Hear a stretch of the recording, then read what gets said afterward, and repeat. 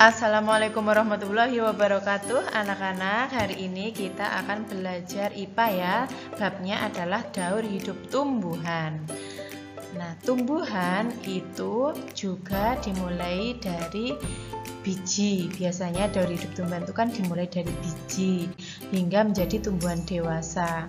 Nah, contoh tumbuhan yang mengalami tahapan dari biji itu misalnya apel, rambutan, mangga, jambu, dan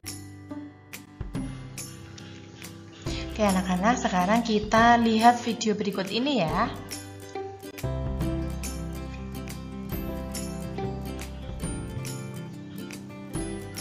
Halo adik-adik, kali ini kita akan belajar tentang siklus hidup pohon. Sebuah pohon dimulai dari sebuah biji yang terkubur di dalam tanah. Air yang jatuh mengenai biji dan sinar matahari yang menghangatkannya membuat kulitnya yang keras terbuka dan tumbuh akar keluar. Saat pohon kecil tumbuh, batangnya keluar menerobos tanah.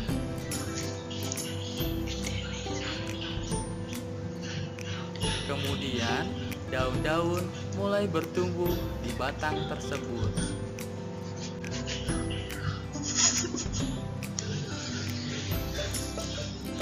Pohon terus bertumbuh, bertambah besar, dan makin tinggi.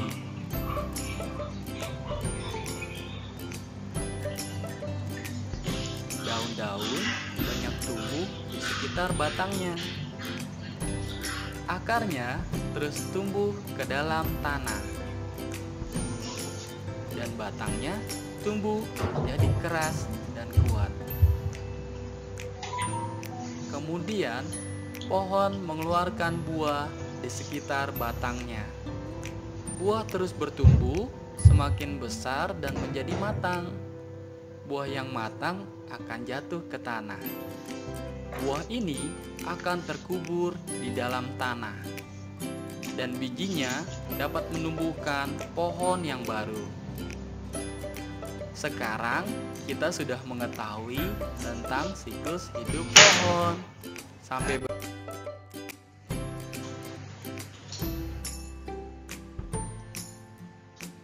Oke, kita coba masuk pada daur hidup tumbuhan mangga. Nah, tumbuhan mangga itu dimulai dari biji. Nih bijinya. Nah, biji ini kemudian kalau misalnya kita tanam ya, itu lama-lama akan tumbuh akarnya. Akarnya agak kecil sedikit. Kemudian setelah kita sirami setiap hari, nah akarnya ini akan tumbuh lebih panjang dan disertai dengan adanya tunas kecil. Nah, lama-lama ini juga tunas ini akan tumbuh menjadi tunas yang lebih besar lagi. Nah, dengan penambahan daun-daunnya tambah banyak, kemudian akarnya juga tambah panjang. Ini menjadi pohon kecil. Nah, lama-lama ini kalau kita sirami setiap hari tumbuh akan menjadi pohon mangga. Pohon mangga yang besar ini tumbuh besar, nanti lama-lama pohon mangga ini akan berbunga. Nah, setelah berbunga itu bunga itu lama-lama akan menjadi buah. Seperti itu ya. Nah, nanti kalau buahnya ini sudah besar, sudah masak, ini nanti bijinya itu bisa ditanam kembali. Oke, kita sekarang masuk pada upaya pelestarian makhluk hidup. Kenapa makhluk hidup itu perlu dilestarikan? Supaya tidak punah ya. Karena kalau misalnya punah, kita itu akan kesulitan sendiri karena kita pada dasarnya membutuhkan makhluk hidup, baik hewan maupun tumbuhan. Nah, upayanya supaya tetap lestari apa? Yang pertama adalah penegakan hukum terhadap perburuan hewan langka dan penebangan hutan liar.